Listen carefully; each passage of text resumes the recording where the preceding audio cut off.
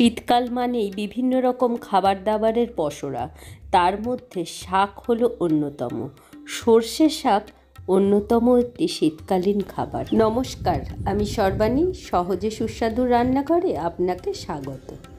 খাদ্যরসিক বাঙালির পাতে জায়গা করে নিয়েছে সর্ষে শাকও, তার গুণ ও স্বাদের জন্য। নারকোল দিয়ে সর্ষে শাক বাটা, এই এক অদ্ভুত রেসিপি যা আমার মস্তিষ্ক প্রসূত। যদি আমার মস্তিষ্কের উপর ভরসা রাখেন তাহলে এটা বলি, খেতে কিন্তু বেশ হয়েছিল। সর্ষে শাকের শক্ত ডাঁটাগুলো সরিয়ে দিয়ে পাতার নরম অংশটুকু বেছে ধুয়ে নিতে হবে। সর্ষে শাক আমাদের যেমন ইমিউনিটি বাড়ায়, চুল ত্বক ভালো রাখে, কোষ্ঠকাঠিন্যও দূর করে। শাকটা ভালো করে ধুয়ে কেটে নিতে হবে। সর্ষে শাকের প্রকৃতি কিন্তু একটু ঝাঁঝালো ও তেতো। হার্ট ভালো রাখে ওমেগা 3 ফ্যাটি অ্যাসিড, যেটা আমাদের শরীরের গুড ফ্যাটটাকে বাড়িয়ে দেয়।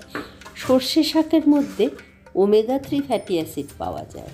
হাফ চা চামচ নুন দিয়ে শাকটাকে চটকে 5 মিনিট রেখে দিচ্ছি।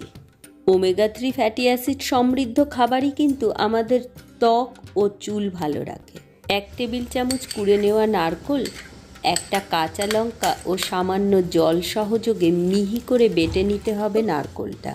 চিংড়ি মাছ দিয়ে সর্ষে শাক বাটার রেসিপি ভিডিও আমার দেওয়া রয়েছে, কিন্তু আজ তৈরি করব সম্পূর্ণ নিরামিষভাবে। শাকটা চিপে বেশ খানিকটা জল বেরিয়েছে, জলটা বার করে দিয়ে শাকটাকে মিহি করে বেটে নিন।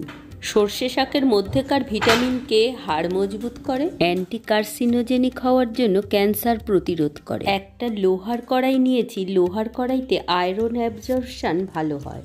1 টেবিল চামচ সর্ষের তেলে হাফ চা চামচ কালো জিরে দিয়ে তার মধ্যে বেটে নেওয়া নারকোলটা একটু নেড়ে চেড়ে টানিয়ে নিয়ে বেটে নেওয়া শাকটা দিয়ে দিন। শাকটা নুন দিয়ে চটকানো রয়েছে বলে এখনই নুন দিলাম না, হাফ চা চামচ হলুদ দিলাম, 2 চিমটে চিনি। সামান্য নুন দিলে ভালো হয়, তাই একটু নুন দিলাম।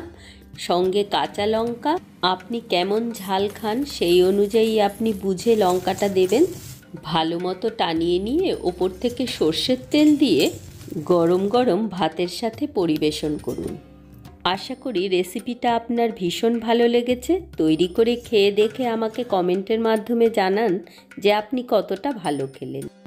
আপনাকে অনেক অনেক ধন্যবাদ।